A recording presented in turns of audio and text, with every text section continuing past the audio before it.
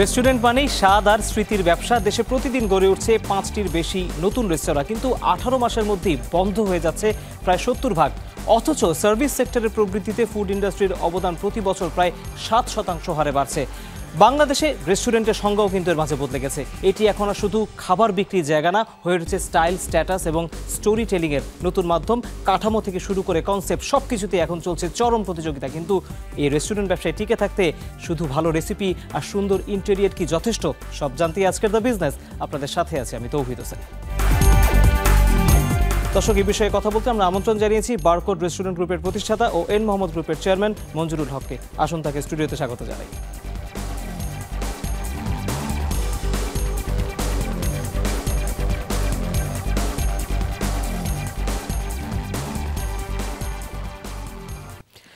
মঞ্জুরুল হক, আপনাকে আমরা আবারও স্বাগত জানাচ্ছি। আপনার সাথে এর আগে যখন আমার কথা হয়েছিল তখন আমরা ঠিক কোভিডের পরপর সময়টাতে, তখন এক ধরনের রেস্টুরেন্ট ব্যবসার চ্যালেঞ্জ আমরা দেখেছিলাম। আজকে তো প্রায় ৩-৪ বছর পরে আমাদের কথা হচ্ছে।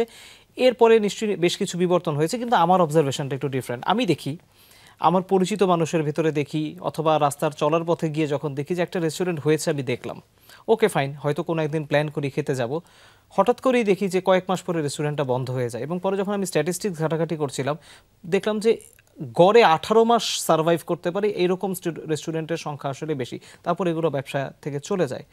রেস্টুরেন্ট ব্যবসায় আমরা বলি বিবর্তন হয়েছে, সংখ্যায় বেড়েছে, কিন্তু ব্যবসাটা আসলে পরিণত হলো কিনা?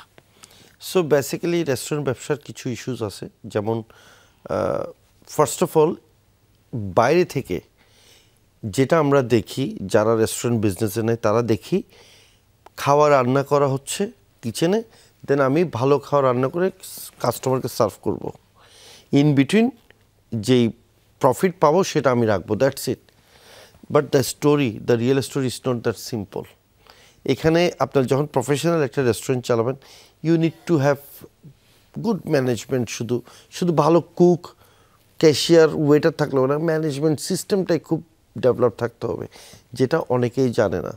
সো যেটা হয়, it's a very lucrative business. It has fame, পরিচিতি হয়। আপনি অনেক সময় দেখা যায় একটা বড় বিজনেস ওনারকে চিনে না, বাট একটা ছোট রেস্টুরেন্টের ওনারকে সবাই চিনে। সো এইসব কারণে অনেকেই অ্যাট্রাক্টেড হয়ে ইনভেস্ট করে। বাট করার পর এই জিনিসটা টেনে নিয়ে যাওয়া, it's not easy, it is difficult. So but not impossible. কিন্তু যেসব জিনিস, যেসব স্টেপ নিতে হবে, ওই স্টেপগুলি যারা নিচ্ছে তারা মার্কেটে টিকে থাকছে, আর যারা নিচ্ছে না, হুজুগে বা না জেনে বিজনেস সাথে ইনভেস্ট করছে, সো দেখা যায় যে সেটা চালাতে পারে না। কারণ এখানে একটা বিষয় আছে, অন্য যে কোনো বিজনেস থেকে রেস্টুরেন্ট বিজনেস এমন একটা বিজনেস, এটাতে যখন আপনি লুজ করতে থাকবেন টাকা, যখন আপনি কাস্টমার অ্যাট্রাক্ট করতে পারবেন না, তখন আপনি দ্রুত টাকা লুজ করবেন। বিকজ আপনার কোনো ওভারহেড এক্সপেন্সেস বসে নাই। আপনার স্টাফ স্যালারি দিতেই হচ্ছে, আপনার ইলেকট্রিসিটি বিল দিতে হচ্ছে, আপনার ঘর ভাড়া দিতে হচ্ছে।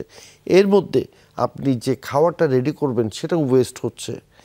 ইভেন কন্টিনেন্টাল রেস্টুরেন্টও যদি হয়, আপনাকে অ্যাটলিস্ট সসগুলি রেডি করতে হচ্ছে। So basically when you lose money, you lose very fast, যার ফলে আপনার লং রানে গিয়ে কেউ 1 বছর 1.5 বছরের বেশি টিকে থাকতে পারে না। টিকে থাকতে পারলেও কারো যদি স্ট্রেংথ থাকে, সে বুঝে as a businessman, no point hanging on to this business. একটা জিনিস সেটা হয় যে, আমি জানি না আপনাদেরকে আসলে যখন আপনারা কোনো একটা পার্টিকুলার জায়গায় লোকেশন দেন বা ইনভেস্ট করেন, আমরা অনেকে দেখেছি যে বলেছে যে ও এই লোকেশনটা একটা জায়গা ফাঁকা পাওয়া গেছে, এখানে একটা রেস্টুরেন্ট দিলে বোধহয় চলবে, দিয়ে দিই। অনেকে বলে আমি একটা ভালো শেফ পেয়েছি, ওকে দিলে একটা রেস্টুরেন্ট চালানো যাবে, একটা রেস্টুরেন্ট দিয়ে দিই। অনেকে বলে আমি খুব ভালো রেসিপি বের করতে পেরেছি, একটা আবিষ্কার করেছি, আমি একটা রেস্টুরেন্ট দিয়ে দিই। এক একজনের এক এক পার্সপেক্টিভ। বাট রেস্টুরেন্ট ব্যবসাকে জমাতে হলে আমি যদি বলি, কোনটা আসলে গুরুত্বপূর্ণ? আপনাদেরকে আসলে ভালো রেসিপি, ভালো কুক, না ভালো লোকেশন? আমার কাছে তো মাঝে মাঝে মনে হয় যে একই লোকেশনে এত রেস্টুরেন্ট দেখি যে লোকেশনটাই বোধহয় মূল ফ্যাক্টর। আসলেই কি তাই? আপনি দেখবেন অনেকগুলি রেস্টুরেন্ট যেগুলি ভেরি গুড লোকেশন, যেমন ধরেন স্টেশন, বিভিন্ন রেলওয়ে স্টেশনস, কিংবা যেখানে এয়ারপোর্টের আশেপাশে যেসব জায়গায় অনেক লোক যায়, এগুলো ডেফিনেটলি গুড লোকেশন। কিন্তু ওইখানে যদি আপনাকে টিকে থাকতে হয়, সহজ যদি আপনার খাওয়াটা ভালো হয়, ধরেন 4টা রেস্টুরেন্ট আছে, একটা রেস্টুরেন্টে বা 2টা রেস্টুরেন্টে মানুষ ওয়েট করছে কখন সিট খালি হবে বসবে, বাকি 2টা রেস্টুরেন্টের সিট কিন্তু খালি। সো দিস ইজ লাইক আপনাকে definitely just location it helps you have customers easily, কিন্তু আপনি টিকে থাকতে হলে ডেফিনেটলি আপনাকে ভালো খাওয়া দিতেই হবে, এটার কোনো বিকল্প নাই। আপনি যত ভালো লোকেশন হোক, মানে আপনার যদি কনসিস্টেন্ট ভালো ফুড না হয়, টিকে থাকা অবশ্যই কঠিন। ওকে, একটা বিষয় বোধহয় না জানলেই না, সেটা আমি এখনকার বাস্তবতার কারণেই বলি। আমরা তো খুব পরিসংখ্যান ধরে বলি যে মূল্যস্ফীতি হয়ে গিয়েছে 10%, 9%, এবং যখনই খাবারের দাম বাড়ে সেটা রেস্টুরেন্ট ব্যবসাতে একটা বড় প্রভাব ফেলে, কারণ আপনাকে বাজারটা প্রতিদিন করে খাবারটা সার্ভ করতে হয়। আমি ধরে নিচ্ছি আপনারাও খাবারের দাম অ্যাডজাস্ট করেছেন বা বাড়িয়েছেন। দুটি অবজারভেশন, যখন এরকম বাজারে প্রাইস হাইক হয়ে যায় আপনারা কিভাবে সামাল দেন? এক, নিশ্চয়ই এটা ব্যবসায় প্রভাব ফেলে। দ্বিতীয়ত হচ্ছে, অনেকে বলেন, আমি কাস্টমারদের সাথে কথা বলছিলাম, যে রেস্টুরেন্টে যদি একবার দাম বেড়ে যায়, এরপরে যদি ওই জিনিসের দাম কমেও যায়, রেস্টুরেন্টের খাবারের দাম আর কমে না। আসলেই কি তাই? এটা অনেকটা সত্যি, কিন্তু আমি আপনাকে এটাও বলি, আপনি কি এটা মানেন যে খুব একটা কিন্তু বাজারে যেটা দাম বাড়ে সেটা খুব একটা কমে না, কিন্তু একটা জিনিসের দাম কমলে কিন্তু আর দুইটা জিনিসের দাম কিন্তু নর্মালি টাইম ফ্রেমের কারণে, মুদ্রাস্ফীতির কারণে, বিভিন্ন কারণে দাম বাড়ে কিন্তু। তবে এটাও ঠিক, আপনার যখন বাজারে জিনিসের দাম বাড়ছে সাথে সাথে কিন্তু রেস্টুরেন্টগুলির দাম বাড়ায় না। আপনি দেখবেন সবাই ওয়েট করে দেখে, যেমন আমরা এবং চিটাগংয়ের অনেক রেস্টুরেন্ট ওনার যাদের সাথে আমার পরিচয় আছে, আমরা এবার দেখেছি যে দাম বেড়েছে, লেটস ওয়েট, আমরা একটু দেখি কোন দিকে যাচ্ছে জিনিসটা। সো আমরা যখন দেখি বেশি লং টার্মে প্রাইসটা বেড়ে আছে, তখন কিন্তু আমরা প্রাইস বাড়াই। বাট এটাও আবার ঠিক, প্রাইস যখন বাড়ে তখন যে লসটা দেয় ওইটা কিন্তু আর কাভার করা যায় না, ওইটা কিন্তু অনেক ডিফিকাল্ট একটা সিচুয়েশন তৈরি হয়, স্পেশালি বিকজ এখন কিন্তু বিজনেসটা একদম লো মার্জিনে চলে আসছে। এক সময় ছিল রেস্টুরেন্ট বিজনেস মানে অনেক মার্জিন দিয়ে বিজনেস করা যেত। এখন ইভেন মাল্টিন্যাশনাল কোম্পানি যেগুলি বাংলাদেশে বিজনেস করছে, ওরাও কিন্তু এখন মার্জিন অনেক কমিয়ে নিয়ে এসছে। So it is very difficult যে আপনি প্রাইস বাড়াবেন, ধরে রাখলে কিন্তু আপনার আবার একটা ডিফিকাল্টিস আছে, আপনার কম্পিটিটরের সাথে আপনার প্রাইসটা ডিফারেন্স হয়ে যাচ্ছে। একটা বিষয় হয়, সেটা হচ্ছে যে অনেকে বলেন, এটা যারা বিভিন্ন সময় রেস্টুরেন্টে বিনিয়োগ করেছেন তারাও বলেন, যে once your menu has clicked, আপনার খাবার সবাই অ্যাকসেপ্ট করেছে, তখন আসলে দেখা যায় যে সবাই, আমি ধরে নিচ্ছি কাস্টমারের ভিড় হয়, সেই ভিড় যখন হয়ে যায় তখন আসলে সবাই কি আসলে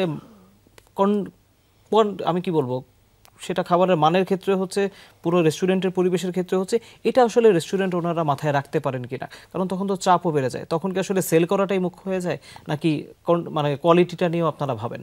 এটা আমি আপনাকে একটা এক্সাম্পল দিই। আমার একটা রেস্টুরেন্টে আমরা খুবই ভালো বিজনেস করছি, খুবই ভালো ছিল, অনেক ভালো সেল ছিল। আমাদের একবার একটা কোয়ালিটি, একটু ভালো ইনগ্রিডিয়েন্টস পাচ্ছিলাম না আমরা, কোয়ালিটি সামান্য ডাউন হয়েছিল, কিন্তু ধরেন মাসখানেকের একটা টাইম ফ্রেম, আমি ওইটার রেজাল্ট কিন্তু আমার সেলস কিন্তু ড্রপ করেছিল, এবং এটা 3 মাস ছিল ওই সেলস ড্রপ। আমাকে আমার ওই রিপুটেশন আবার গেইন করতে 3 মাস লাগছে। সো রেস্টুরেন্ট ভিড় হলে আপনাকে কোয়ালিটি খারাপ করবে, এটা ডিফিকাল্ট। এটা হলেও কিন্তু কিছু হলেও 20% হলেও সেলস ডাউন হবে, এটা ফর শিওর। কিন্তু আপনি দেখেন কোনো রেস্টুরেন্টে যখন ভিড় হয়, ডেফিনেটলি ও ভালো কোয়ালিটির খাওয়া দিছে বলে কিন্তু ভিড়টা হচ্ছে, এবং ভিড় যখন হয় তখন রেস্টুরেন্টের একটা অ্যাডভান্টেজ থাকে, ও ফ্রেশ খাওয়া দিচ্ছে, everyday he is sold out. So আমার মনে হয় যেসব রেস্টুরেন্টে ভিড় হয় ওইসব রেস্টুরেন্টে হঠাৎ একদিন কোয়ালিটি খারাপ হতে পারে, বাট পার্মানেন্টলি যদি কোয়ালিটিটা খারাপ হয়ে যায় তাহলে কিন্তু ডেফিনেটলি সেলসের উপর একটা বিশাল এফেক্ট পড়বে। বাট শর্ট টার্ম কিন্তু হয়। আজকে আমি গেলাম কোনো একটা নাম করা মেজবানের দোকানে, মেজবান খারাপ হইলো, বাট আমার সাইকোলজিক্যালি আই নো যে আজকে হয়তো বা খারাপ হয়েছে, ঠিক আছে, আরেকদিন গেলাম, ওই দিন যদি খারাপ পাই definitely I will not go there again. কিন্তু আমি যদি দেখি যে না পরের বার আবার ভালো পেয়েছি, দেন আই ফরগেট দ্য ওই ইনসিডেন্ট যেখানে আমি খারাপ পেয়েছিলাম খাওয়া। সো এটা কিন্তু রেস্টুরেন্ট ওনার, যারা প্রফেশনাল রেস্টুরেন্ট ওনার, ওরা কোয়ালিটি নিয়ে কোনোভাবে স্যাক্রিফাইস করতে চায় না। একটা জিনিস আমার মনে হয়, সেটা হচ্ছে যে রেস্টুরেন্ট ব্যবসা, আপনিও বলছিলেন যে প্রাইস সেন্সিটিভ হয়ে যাচ্ছে, কিন্তু এরকম অনেক প্রাইস সেন্সিটিভ মার্কেটের ভিড়ে আমরা দেখতে পাই যে কোন একটা পার্টিকুলার রেস্টুরেন্ট, আমার ক্ষেত্রে এটা হয়েছে, খাবার খুব একটা ভালো না, কিন্তু আমি না গিয়েছি হাইপ শুনে, বিকজ সামওয়ান পুশড মি যে let's go and it in their. So I went. আমার কাছে খাবারটা ভালো লাগে নাই, কিন্তু মানুষের ওখানে আমি খুব ভিড় দেখেছি, তখন আমার কাছে মনে হলো ওকে, রেস্টুরেন্ট ব্যবসা টিকে থাকতে হলে তাহলে খাবার না, ভালো মার্কেটিংও দরকার। সেই বিপণনের ধারণটাও কিন্তু এখন আমি দেখি চেঞ্জ হয়ে গেছে। আপনার কাছে এই এক্সপিরিয়েন্সগুলো নতুনত্ব আনে কিনা? সো এটা ঠিক, আমি আপনার সাথে কিছু ক্ষেত্রে এই বিষয়ে কিছুটা একমত।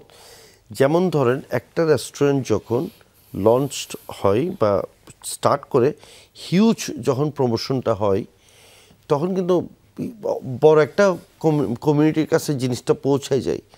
তো দেখা যায় আপনার যাচ্ছে, কোয়ালিটি খারাপ পাচ্ছে, নেক্সট টাইম রিপিট করছে না, বাট এই নাম্বার অফ পিপলটাও তো অনেক। যখন অনেক বেশি প্রচার হয়, অনেক বেশি মানুষ যায়, তো দেখা যায় যে ও লং রানে গিয়ে টিকে থাকা ডিফিকাল্ট হয়ে যায়। আর যারা স্মার্ট রেস্টুরেন্ট ওনার, ওরা কিন্তু ফিডব্যাক নিচ্ছে কাস্টমার থেকে যে হিউজ ভাই আপনার এটা ভালো না, আপনার টেস্ট ইমপ্রুভ করতে হবে, কিংবা আপনার সার্ভিস ইমপ্রুভ করতে হবে, এটা করতে হবে। যারা স্মার্ট ওনার, এরকম আমি চিনি কয়েকজনকে, যারা ইনিশিয়েটিভ নেয় এবং ওই জিনিসগুলি ডেভেলপ করে, তখন টিকে থাকতে পারে। কিন্তু এরকম অনেক ব্র্যান্ড আপনি দেখবেন, অনেক দোকান দেখবেন, যেগুলি প্রথম 6 মাস 9 মাস, আমরা যেটাকে বলি হানিমুন পিরিয়ড, একটা নতুন রেস্টুরেন্ট হলে নর্মালি মানুষ খেতে যায়, সাথে হিউজ যখন প্রমোশন হয়, ওই ক্রাউড শো মিলে একটা 3-4 মাস 5 মাস ভালো বিজনেস হবে। কিন্তু লং রানে গিয়ে টিকে থাকতে হলে আপনাকে you have to give good quality food and service.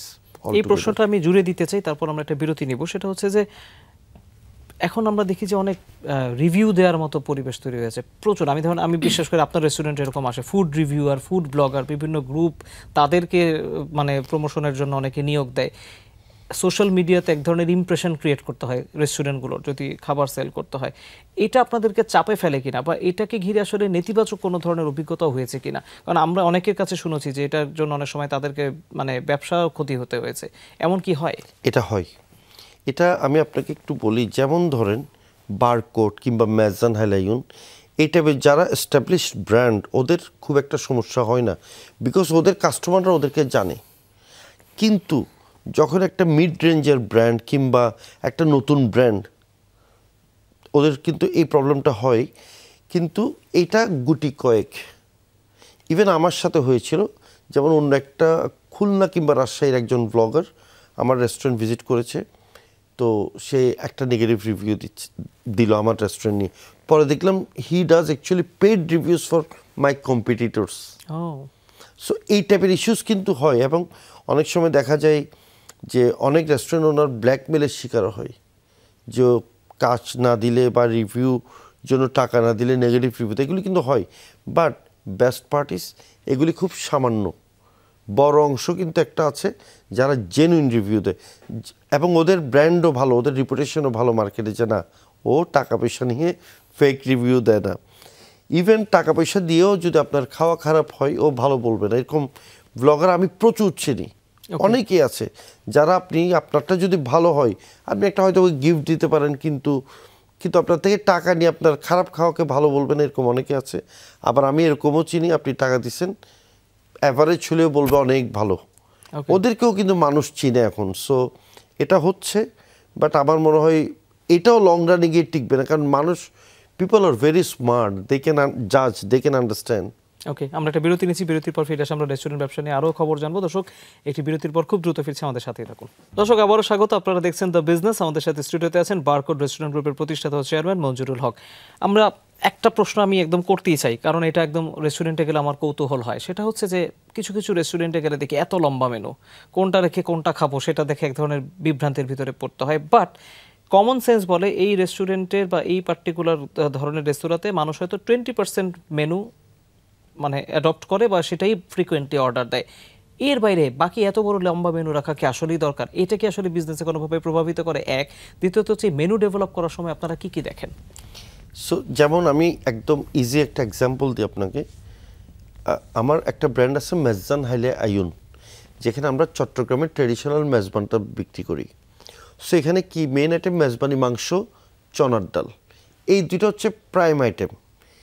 এরপর আমরা চালু করলাম নলা, কারণ আমরা দেখলাম যে একটা গ্রুপ আছে নলা ছাড়া মেজবান মানে এটাকে মেজবান হিসেবে ট্রিট করে না। দেন আমরা স্টার্ট করলাম এরপরের স্টেজে কালো বুনা। কালো বুনা চালু করা মানে it's a complete Mezbani restaurant এখন। কালো ভুনা, মেজবানি মাংস, চনার ডাল, নলা সব পাওয়া যাচ্ছে। দেন এখন আমরা ভাবতেছি ইদানিং যে আমাদের সেলটা আর একটু বাড়ানো উচিত, কিন্তু আমাদের এখানে সব বিফ আইটেম, ভিন্ন ধর্মাবলম্বী কিংবা অনেকে আছে বিফ খায় না, ওরা কিন্তু আমাদের রেস্টুরেন্টে অ্যাক্সেস পাচ্ছে না, আসতেছে না। কিন্তু দেখা যাচ্ছে ধরেন 10 জনের একটা গ্রুপ, 2 জন বিফ খায় না, ওর জন্য আমি ওই বিজনেসটা হারাচ্ছি, রাইট? তখন এখন আমরা কি প্ল্যান করছি, আমরা একটা চিকেন কারি এবং একটা মুগ ডাল, চিকেনের বিভিন্ন পার্টস দিয়ে এই 2টা আইটেম আমরা মেজবানা স্টার্ট করব, সো দ্যাট যারা বিফ খায় না ওরাও আসতে পারে। ধরেন আমরা 2 বন্ধু, একজন হিন্দু একজন মুসলিম, আমরা একসাথে খেতে যাব, এখন আমরা চাইলেও মেজবান খেতে যেতে পারছি না, বিকজ চিকেন নাই। সো এই একটা ইস্যু কাজ করে। যেমন ধরেন আমার রেস্টুরেন্টের 20% আইটেমস বা 30% আইটেমস অন্য রেস্টুরেন্টে বেশি সেল হয়, অন্যগুলি কম সেল হয়, বাট ওইগুলো কিন্তু আপনার ক্রাউড পুল করতে পারে। এটা একটা রিজন, যে কারণে আমরা রেস্টুরেন্ট ওনাররা অনেক সময় দেখা যায় আমার 30-40 আইটেম সেগুলি কিন্তু আমাকে টিকিয়ে রাখছে, বাট আমার রেভিনিউটা আরেকটু বাড়ানোর জন্য বা রেঞ্জটা আরেকটু বড় করার জন্য আমরা মেনুটা একটু বড় করতেই হয়। একটা বিষয় আপনার অভিজ্ঞতা আমি জানতে চাই, সেটা হচ্ছে যে তখন করোনার সময় আপনি আপনার অভিজ্ঞতা বলেছিলেন, 4 বছর পরে একই প্রশ্ন আমি করতে চাই, সেটা হচ্ছে ফুড ডেলিভারি সার্ভিস নিয়ে আপনার অবজারভেশন কি? ফুড ডেলিভারি সার্ভিস বলতে আপনি কি প্ল্যাটফর্মগুলির কথা বলছেন? যারা প্ল্যাটফর্মগুলো আপনাদেরকে সেবাটা দিচ্ছে, যারা খাবারগুলো নিয়ে যাচ্ছে। ফুড প্ল্যাটফর্ম আগের বার যে সিচুয়েশনে ছিলাম আমরা, now this is much better. Okay, because আমরা আমাদের লোকাল কয়েকটা কোম্পানি এখন ইনভেস্ট করছে এখানে, যারা কিন্তু আপনার যেমন বিদেশি যে কোম্পানিগুলো আমি নাম বলছি না, যারা কাজ করছে ওদের থেকে অনেক কম কমিশনে আপনার কম মার্জিন যেটা আমাদের থেকে চার্জ দেয়, সেটা আমাদের থেকে এখন লোকাল কোম্পানি অনেক বেশি কম নিচ্ছে আগে থেকে। So this is much better now. Plus আর রেস্টুরেন্টগুলি এখন নিজেরা কিছু কিছু ডেলিভারিটা স্টার্ট করেছে, কিন্তু আগে একটা মনোপলি যেটা ছিল, এখন কিন্তু আর মনোপলি নেই, এখন আমাদের লোকাল কোম্পানিও এগিয়ে আসছে। একটা জিনিস আমি দেখলাম, সেটা হচ্ছে যে অনেক রেস্টুরেন্টের ক্ষেত্রে আমি খুব ফ্রিকোয়েন্টলি খাবার অর্ডার করি, যে কারণে আমার মানে এটা চোখে পড়ে বেশি। ধরুন কোনো একটা XYZ রেস্টুরেন্টে গেলে আমি ওদের মেনুতে ওই মুহূর্তে যেই প্রাইসটা দেখি, আমি অ্যাপে যখন দেখি তখন প্রাইসটা ডিফারেন্ট হয়, কোনো কোনো ক্ষেত্রে বেশিও হয়। এটা কেন হয়? বেশি হয় অনেক সময় দেখা যায়, দেখেন আমার থেকে ধরেন 15% আমাকে মার্জিন দিতে, ডেলিভারি চার্জ বা ডেলিভারি প্ল্যাটফর্মকে 15% পে করতে হচ্ছে, কিন্তু আমার প্রোডাক্টস সাথে প্রফিটই ধরেন 12% বা 10%। কম্পিটিটিভ মার্কেট, ধরেন কিছু কিছু বিরিয়ানি টিরিয়ানি খুবই কম প্রফিট, 10% মাত্র প্রফিট আমি সেল করছি। এখন আমি যদি 15% দিয়েই দিই, তাহলে তো আমি এটা সার্ভাইভ করতে পারবো না। বাট আমাকে তো এটাও বুঝতে হবে, ওই ডেলিভারি প্ল্যাটফর্মটাও টিকে থাকতে হবে। সো আমরা ওই ক্ষেত্রে দেখা যায় যে 5% কিংবা 7% একটু বাড়তি থাকে রেটটা। একটা বিষয় সেটা হচ্ছে যে আবারও মানে এটা অনেকের ক্ষেত্রে আমি দেখেছি প্রভাবিত করে, সেটা হচ্ছে কোনো পার্টিকুলার রেস্টুরেন্টে এখন তো অপশন বেশি, মানুষের কাছে অনেক জায়গা আছে যাওয়ার, যে কারণে মানুষ এখন দেখে কে অফার দিচ্ছে, কে কুপন দিচ্ছে, কে ক্যাশব্যাক দিচ্ছে।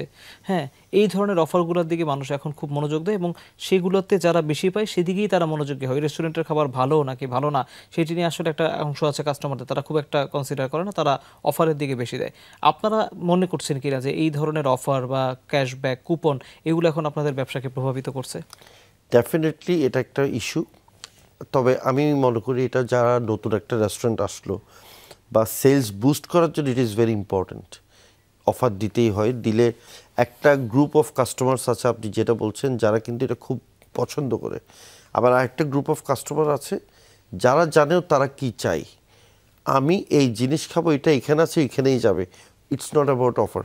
কিন্তু একটা বড় অংশ তো আছে এই অফারের জন্য যায় ডেফিনেটলি, এবং এটা পার্ট অফ বিজনেস, এটা থাকবে, কিছু করার নেই। আরেকটা বিষয় সেটা হচ্ছে যে আমরা যখন দেখছি যে এর আগেও যখন আপনার সাথে আমার কথা হয়েছিল, আপনি সেটা বলেছিলেন যে আপনাদেরকে এটা নিয়ে বেশ মানে কঠোর পরিস্থিতি সামাল দিতে হয় মেনটেন করার জন্য, সেটা হচ্ছে আমাদের রেস্টুরেন্টগুলোর যে ফুড সেফটি এবং হাইজিন নিয়ে। এবং আমি ধরে নিচ্ছি যে আপনারা যেহেতু যতটা মেনটেন করেন, বাকিরা আসলে ওই অর্থে অনেকেই আছে যারা মেনটেন করতে পারে না। এই জিনিসটা এনশিওর করার জন্য আসলে আরেকটু কঠোর হওয়ার দরকার কিনা, যেহেতু রাজনৈতিক পট পরিবর্তন হয়েছে, কোনো নতুন রেগুলেশন, কোনো নতুন ধরনের নীতি বা কোনো ধরনের পলিসি আসলে দরকার কিনা, যেটা আসলে এটা এনশিওর করতে কাজ করবে? এখনও তো আমার মনে হয় যথেষ্ট নাই। আমি আপনাকে একটা জিনিস নিশ্চিত করে বলতে চাই, একটা সময় আমরা যখন রেস্টুরেন্ট বিজনেস আসছিলাম এক যুগ আগে আর এখনের মধ্যে সিচুয়েশন অনেক ডিফারেন্ট। যেমন ধরেন আমার রেস্টুরেন্ট ধরেন হাইজেনিক ওয়েতে খাওয়াটা আমি প্রসেস করছি, আর একটা রেস্টুরেন্টে হাইজেনিক ইস্যুসগুলি মেনটেন করছে না, কস্ট কিন্তু অনেক বেশি, কোনো বেশ কম নাই। সো এখন মানুষ অনেক বেশি aware, specially restaurant owners. So ওরা কিন্তু আগে থেকে অনেক বেশি হাইজেনিক ইস্যুসগুলির ব্যাপারে মেনটেন করছে, সচেতন হচ্ছে। আগে সচেতনতার অভাব ছিল। এবং আমি একটা মনে করি জিনিস যে অনেক সময় কিন্তু যারা আপনার কিচেনে যাচ্ছে ওরা এক্সপিরিয়েন্স না, ওরা জানেই না বিষয়গুলি। আপনি একটা মিট আপনি দেখে, ফ্রোজেন মিট, আপনি এটা কি পচা বাসি কেমনে বুঝবেন আপনি? মানে আপনি এটা টেস্ট করতে হবে, অনেকগুলি ইস্যুস আছে। সো এই জিনিসগুলি কিন্তু লেক অফ নলেজ এবং ইনফরমেশনের গ্যাপ যেটা থাকে, এটার জন্য অনেকগুলি প্রবলেম হয় মানুষের। কিন্তু আমি মনে করি যে এখন অনেক বেটার এবং সিচুয়েশনটা ভালোর দিকে যাচ্ছে, রেস্টুরেন্ট ওনাররা দিন দিন সচেতন হচ্ছে। তবে আমি যেটা মনে করি একটা জায়গায় গ্যাপ আছে, সরকারি প্রতিষ্ঠানগুলি যারাই যায় ওরা কিন্তু চাইলে ট্রেনিংগুলি করতে পারে, যেগুলো এখন কিছুটা হচ্ছে। নিরাপদ খাদ্য অধিদপ্তর থেকে ট্রেনিং হচ্ছে, এই ট্রেনিংগুলো আরও বাড়াতে হবে, সচেতন করতে হবে, যেখানে ফ্লস এটাকে ডেভেলপ করতে হবে, কারণ ইন্ডাস্ট্রিটাতে তো টিকায় রাখতে হবে। অনেক রেস্টুরেন্ট আছে যেগুলি মিডল ক্লাস মানুষরা যায়, কিংবা একদম ছোটোখাটো রেস্টুরেন্ট, ওইসব জায়গায় কিন্তু আবার হাইজেনিক ইস্যুসগুলি জিরো মেনটেনেন্স। ওইসব রেস্টুরেন্টগুলিকেও তুলে নিয়ে আসতে হবে যেন হাইজেনিক ইস্যুসগুলি মেনটেন হয়। বাট আমার মনে হয় এটা আরও বেশি প্রপারলি, আরও বেশি গুছানো অবস্থায় হওয়া উচিত। কিন্তু এখন যেটা হচ্ছে এই মুহূর্তে, আই এম টকিং অ্যাবাউট 2025, 2024 থেকে অনেক বেটার, অনেক বেটার, এখন অনেক স্মুথ। এখন আমাদেরকে হয়রানি করা হচ্ছে না। এসে specially I am talking about barcode আসছে, দেখে একটু বলছে ভাই এই জিনিসটা একটু ডেভেলপ করে নেন, এটা আগে এরকম করলে ভালো হবে, আমরাও এটা কাজ করে ঠিক করে দিই। সো দেখা যায় তো অনেক সময় একটা লিড খোলা আছে ডাস্টবিনের, এটা ধরেন খুলে রাখছে কিছু ফেলার জন্য, এটা এমন কোনো ইস্যু না। ওইটার জন্য দেখা যাচ্ছে ওইটাকে ধরে আরও টুকটাক জিনিস ধরে 50,000, 1 লাখ, 2 লাখ টাকা ফাইন করে দিয়ে চলে যায়। এই জিনিসগুলি বন্ধ হওয়া উচিত। এই ফাইনের ব্যাপারটা আমার মনে হয় এইভাবে ফাইন, এটাকে অনেক অফিসাররা কিন্তু অ্যাডভান্টেজ নেয়। এইভাবে মানুষকে সাফার করানো, এটা ইটস নট ফেয়ার। আর স্পেশালি এই অপশনটা যখন হাতে থাকে অনেক সময় এটা প্রপারলি ইউজ করা হয় না, এটাকে একটা হাতিয়ার হিসেবে ব্যবহার করা হয়, ফ্র্যাঙ্কলি স্পিকিং। বাট এই জিনিসগুলি বন্ধ হওয়া উচিত। আমার মনে হয় একজন মানুষ বিজনেস করছে, ওকে বিজনেস করতে দেওয়া উচিত এবং ওকে কিভাবে ডেভেলপ করে নেওয়া যায় ওইটাই প্ল্যান করা উচিত। একটা বিষয় নিয়ে সম্প্রতি না, মানে বছর 1-2 ভিতরে দুটি বিষয় নিয়ে খুব বেশি আলোচনা হলো। একটা বিষয় হচ্ছে যে সেফটির কথা বলেন, সেটা হচ্ছে যে রেস্টুরেন্ট যে স্ট্রাকচারটাই আছে সেই অবকাঠামোর সেফটি নিয়ে অনেক আলোচনা হলো, কারণ একটা বড় দুর্ঘটনা ঘটে গিয়েছিল এরপরে। এই ধরনের ফিজিক্যাল স্ট্রাকচারের সেফটিগুলো নিয়ে আপনারা আসলে কাজ করছেন কিনা? কারণ আমরা তো দেখেছি যে আদালতের নির্দেশে একটা পুরো ভবন যেখানে রেস্টুরেন্ট আছে সেগুলো বন্ধ করে দেওয়া হয়েছে ঢাকায়, এমন ঘটনাও ঘটেছে। কিন্তু পরবর্তীতে যখন আবার রাজনৈতিক পট পরিবর্তনের পরে আমরা যখন খোঁজ নিলাম, এগুলো আবার আগের অবস্থাতেই ফিরে এসেছে। অর্থাৎ আপনারা যারা রেস্তোরাঁর ব্যবসা করছেন এই জায়গাগুলোতে আপনাদের সচেতনতার জায়গাগুলো কাজ করে কিনা? একজন আমাকে সেদিন বলেই ফেলেন যে ওনার রেস্টুরেন্টের যিনি ভবনের মালিক তিনি আসলে তাকে গ্যাসের সিলিন্ডারটা রাখার জন্য আলাদা কোনো জায়গা করে দিচ্ছেন না, যে কারণে তাকে রাখতে হচ্ছে, কারণ তাকে রান্নাটা করতে হবে। এসব চ্যালেঞ্জও নিশ্চয়ই আপনাদেরকে সামাল দিতে হয়। ডেফিনেটলি। কিন্তু এটা অবশ্যই ঠিক যে যেমন আমি অনেক ওনারকে চিনি, আমি নিজেও, আমরা যখন কোনো একটা রেস্টুরেন্ট নিই ফার্স্টে আমি চেক করি আবার কিচেন কোথায় করব। বিকজ কিচেন আগুনের ব্যাপার, আপনার আগুন যে কোনো সময় যে কোনো কিছু ঘটাতে পারে। আমার গ্যাস সিলিন্ডার কোথায় যাবে, আমার এক্সস্ট কোথায় যাবে। আমার এরকম আছে, আমার রেস্টুরেন্ট ভালো লোকেশন কিন্তু আমি করিনি, বিকজ আমার কাছে মনে হচ্ছিলো যে এটা রিস্কি হবে আমার জন্য। আমার সিলিন্ডার রাখার জায়গা প্রপার না, এক্সস্টটা প্রপার না, এবং আমার হিট কন্ট্রোল করা সব কিছু মিলে it will be difficult. So এই জিনিসগুলি একসময় সচেতন ছিল না, একটা ইনসিডেন্ট হওয়ার পর কিন্তু সবাই সচেতন হয়েছে। আমার মনে হয় এই যে ফায়ারের ব্যাপারগুলি, এই জিনিসগুলি একটা ফরম্যাট যদি প্রপারলি করে দিতে পারে যেটাতে রেস্টুরেন্টটা টিকবে এবং করতে পারবে। এবং দেখা যায় বিদেশেও কিন্তু আপনার রেস্টুরেন্টগুলি যখন মার্কেটের মধ্যে হচ্ছে ওরাও কিন্তু একটা বিল্ডিংটা করার সময় এমনভাবে করে ওর রেস্টুরেন্টের একজোস্টগুলি যেন সব ঠিক থাকে। সো ভবিষ্যতে আমি মনে করি যে ল্যান্ড ওনার তার যেই ফ্লোরগুলিতে রেস্টুরেন্ট করবে ওইটা যখন প্ল্যান পাস করবে তখন ওই জিনিসগুলি ওই ক্রাইটেরিয়াগুলি যেন মেনটেন করে বিল্ডিংটা করে সেটা করতে হবে। বাট এটা আমাদের একটা আমাদের দেশে এই ইন্ডাস্ট্রিটা এখন বড় হচ্ছে, এই সাইজ তো ছিল না 15 বছর আগে, 20 বছর আগে রেস্টুরেন্ট বিজনেসের সাইজ তো এটা ছিল না, এত মানুষ খেতেও না বাইরে। বাট কালচারটা হঠাৎ গত 15 বছরে চেঞ্জ হয়েছে। হঠাৎ করে এই জিনিসটা আমরা এখন ধারণ করাটা খুবই ডিফিকাল্ট। যেমন ধরেন অনেকগুলি বিল্ডিংয়ে কিন্তু রেস্টুরেন্ট করারই কথা না, ওইটা রেসিডেন্সিয়াল জোন, এখানে রেস্টুরেন্ট হওয়ার কোনো সুযোগ নেই, বাট হচ্ছে। এবং এটা নেগেটিভলি দেখা যাবে না, এটা পজিটিভলি দেখতে হবে, কারণ আপনার এন্টারপ্রেনার তৈরি হচ্ছে। আপনি বাংলাদেশে অনেক রেস্টুরেন্ট ওনার আছে যারা ফুড কার্ট থেকে উঠে আসছে, ছোট্ট একটা দোকান থেকে এখন বড় রেস্টুরেন্ট ইন্ডাস্ট্রি চেনের মালিক। We have to encourage them, ওরাই তো দেশটাকে বদল করছে। সো আমার মনে হয় এই জিনিসগুলিকে একটু ব্যালেন্স করতে হবে, যেখানে একদমই হবে না, বাট যেগুলি তুলে নিয়ে আসা যাবে, যেই জায়গাগুলিকে ডেভেলপ করে নিয়ে আসা যাবে, ওই সব জায়গা বন্ধ না করে টিকে কীভাবে থাকবে সেটাই প্ল্যান করতে হবে। কারণ আমাদের দেশটাকে টিকিয়ে রাখছে কিন্তু এন্টারপ্রেনাররা। এই এন্টারপ্রেনারদেরকে আপনাকে কিন্তু হাইয়েস্ট লেভেলের সাপোর্ট দেওয়া উচিত। কারণ আপনি যখন আমার মতো একজন এন্টারপ্রেনারকে ডিসকারেজ করবেন, আমাকে সাফার করাবেন, আরও 50 জন ডিসকারেজড হবে কিন্তু এই ইনসিডেন্ট দেখে।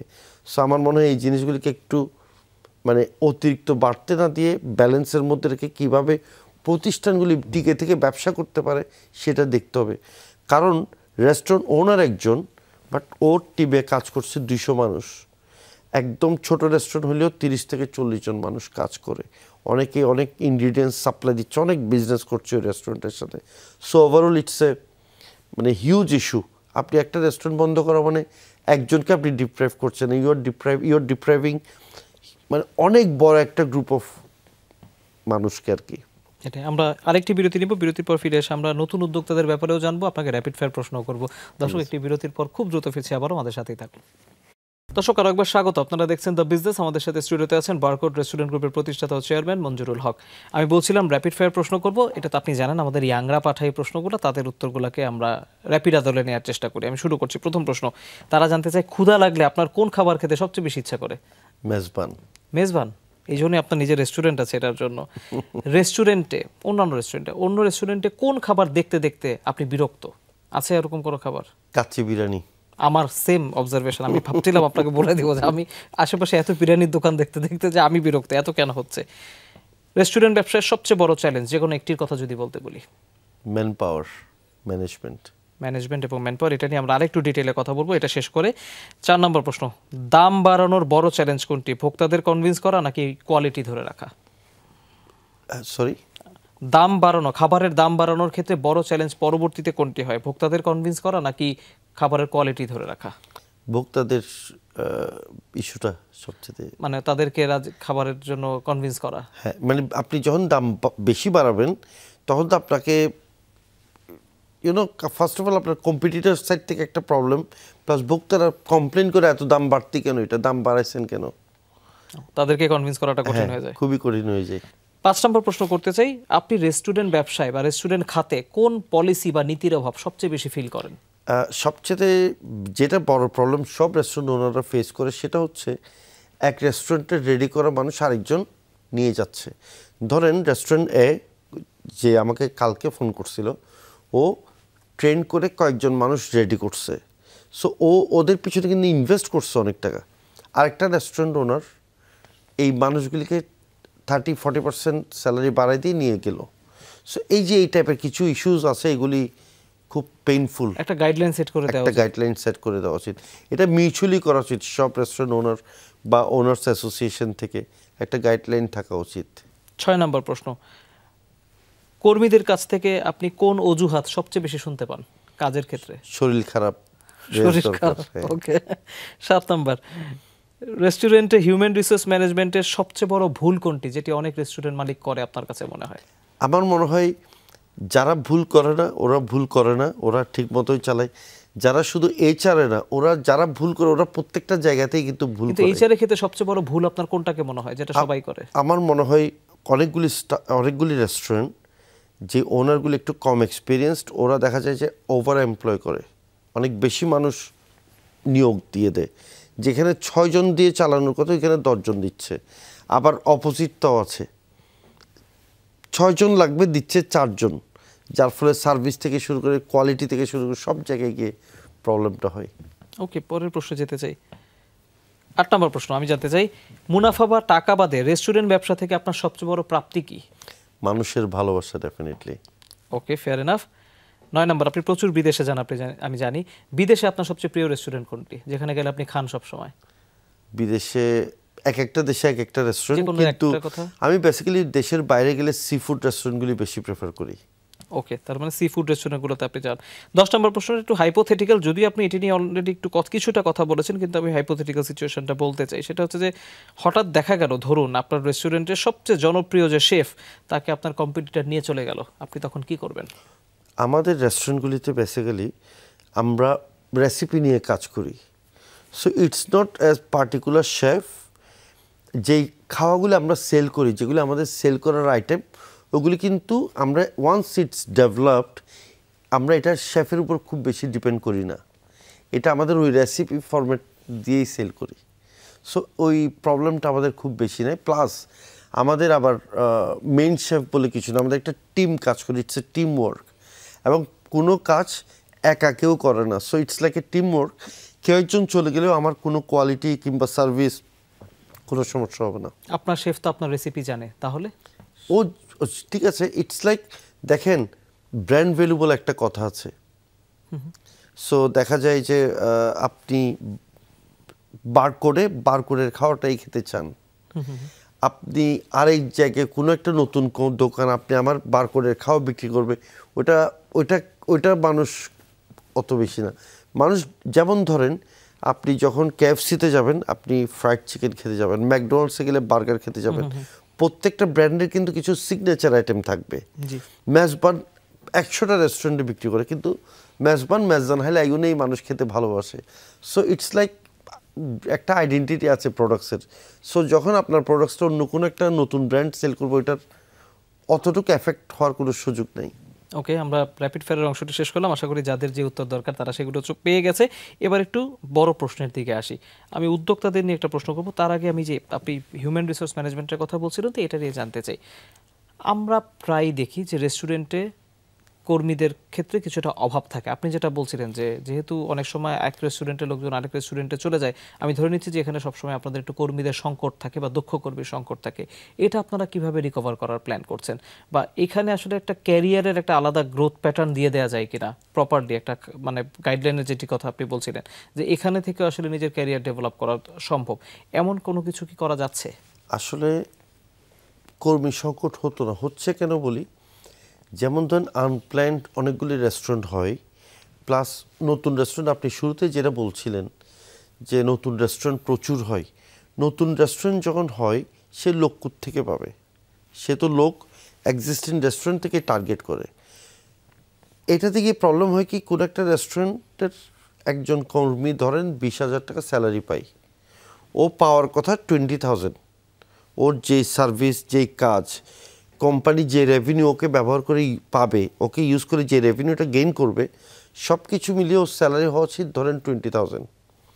এখন একটা নতুন রেস্টুরেন্টের তো টাকার দিকে দেখে পাচ্ছে না, ও তো শেফ দরকার বা একটা হেল্পার দরকার, ও 25,000 টাকা দিয়ে ধরে দিয়ে গেল। তখন এক্সিস্টিং যে রেস্টুরেন্ট, ওই রেস্টুরেন্টে কিন্তু একটু অভাব হচ্ছে, কর্মী সংকট। তো এখন ওর নিচে থেকে লোক উঠে আসতেছে, যারা হেল্পার ছিল বা উঠে আসতেছে, কিন্তু এই সংকট থাকতেছে, এটা যাচ্ছে না, এটা যাবেও না কখনো। কিন্তু আপনি অনেকগুলি দেশে দেখবেন যে ওদের ট্রেনিং ইনস্টিটিউট আছে, স্পেশালি আপনার হোটেল ম্যানেজমেন্টে পড়ালেখা করার জন্য একটা বড় গ্রুপ আছে। আমাদের দেশে কিন্তু এই সেক্টরে মানুষ এখনও আপনার অত বেশি উৎসাহ নিয়ে কাজ করে না, অনেক কম। যত বেশি করা উচিত তত বেশি করে না। অথচ আমাদের দেশের মানুষ কিন্তু, আপনি মালদ্বীপ যান, মালয়েশিয়া যান, সিঙ্গাপুর যান, এই 3-4টা দেশে প্রচুর বাংলাদেশি, দুবাইতে যান, রেস্টুরেন্ট সেক্টরে কিন্তু প্রচুর মানুষ কাজ করে, যারা বেসিক্যালি বাংলাদেশে কাজ শিখে যায় নাই, কিন্তু ওরা ওইখানে গিয়ে কাজটা শিখে আপনার করছে। বা জয়েন করেছে বা ওইখানে হেল্পার হিসেবে জয়েন করছে, দেন ওরা আস্তে আস্তে শিখে শেফ হয়ে গেছে এখন।